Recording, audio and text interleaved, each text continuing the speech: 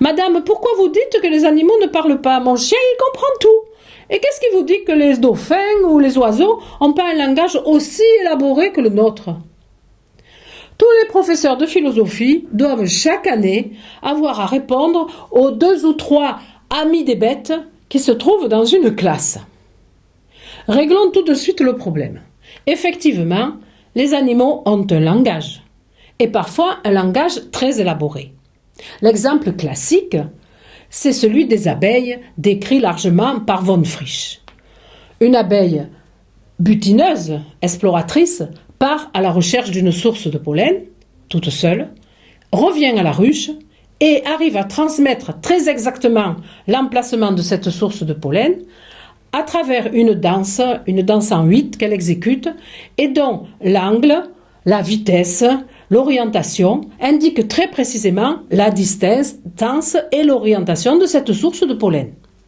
Tout aussi classiquement, à une époque pas si lointaine, on nous apprenait que le langage animal était figé, lié à l'instinct, qu'il était inné, alors que le langage humain était acquis, lié à un apprentissage et qu'il était plastique.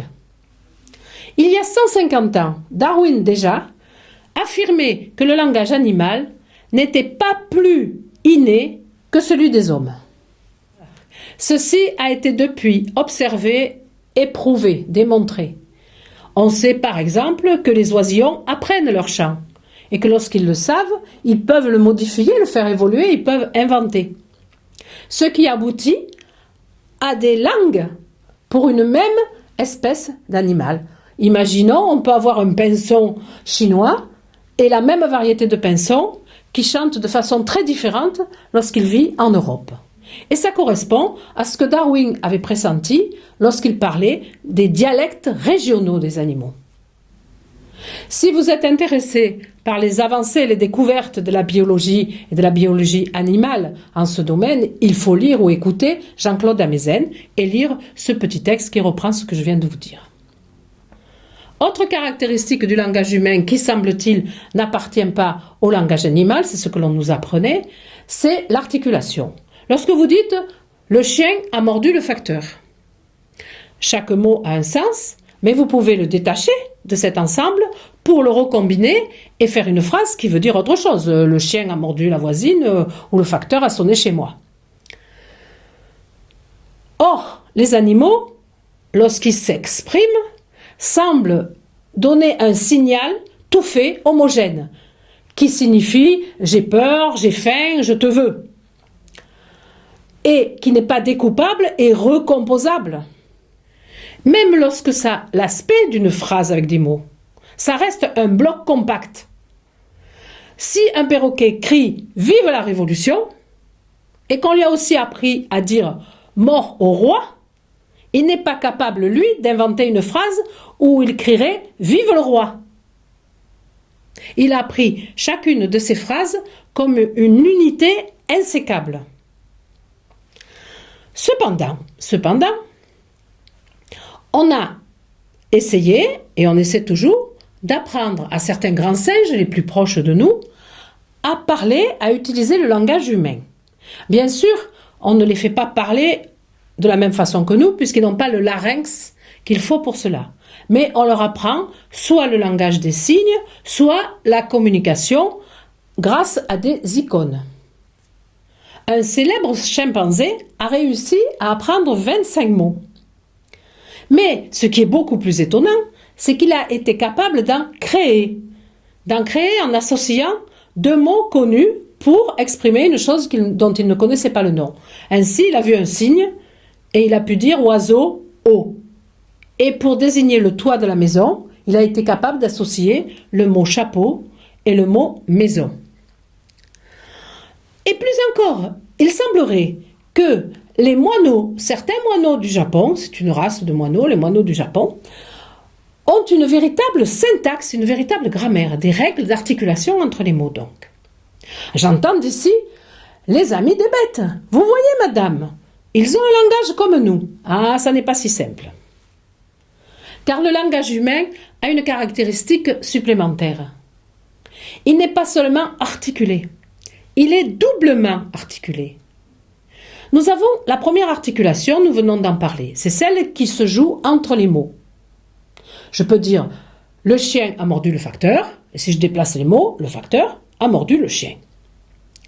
Mais à l'intérieur de chaque mot, nous pouvons encore sortir des briques plus petites, à savoir ce que nous appelons, nous, les syllabes, qui sont des unités non significatives, contrairement aux mots qui, eux, sont significatifs, et recombiner aussi les syllabes.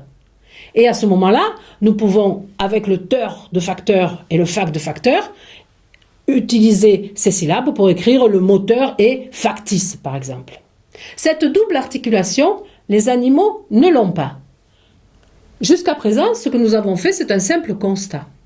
Maintenant, il faut, en bon philosophe, se poser des questions. Pourquoi parlons-nous de cette façon et pas les animaux? Comment en sommes-nous arrivés à ce type de langage? Pourquoi avons-nous ce langage? Alors, il y a à nouveau plusieurs raisons d'ordre matériel ou événementiel. Il y a une première réponse. L'homme s'est mis à parler parce qu'il s'est mis debout.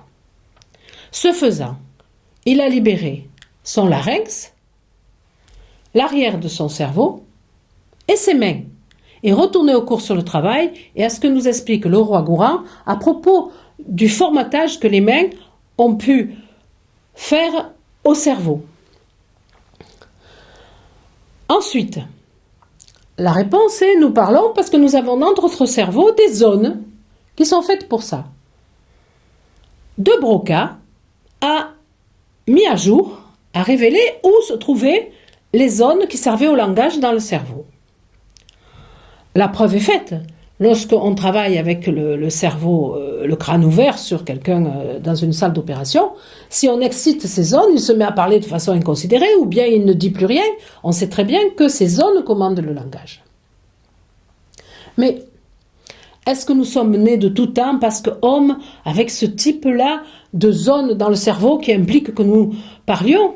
Probablement pas, puisque lorsque ces zones sont lésées, soit par un AVC, soit par un accident, les gens deviennent aphasiques, ils ont divers troubles du langage.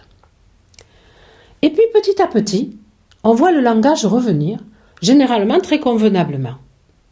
Et si l'on voit sur le cerveau, grâce à l'IRM, ce qui se passe, eh bien on s'aperçoit que la zone de cerveau n'a pas ressuscité, mais qu'en revanche, ce sont des zones voisines qui, elles, étaient dédiées à une toute autre tâche, qui ont pris le relais et qui sont utilisées pour parler. Donc nous voilà confrontés à nouveau à la question que nous posions dans le cours sur matière et esprit, à savoir est-ce que c'est la fonction qui crée l'organe plutôt que l'organe qui crée la fonction? Est-ce que nous parlons parce que nous avons un larynx et des zones du cerveau faites pour ça? Ou est-ce que nous parlons parce que quelque part nous devons, nous pouvons, nous voulons parler et que nous utilisons une zone du cerveau quelle qu'elle soit et des organes qui, somme toute, ne sont pas faits pour parler. Ce sont des organes d'emprunt que nous empruntons soit à la fonction nutrition, soit à la fonction respiration. Pourquoi parlons-nous? Le mystère au fond reste entier.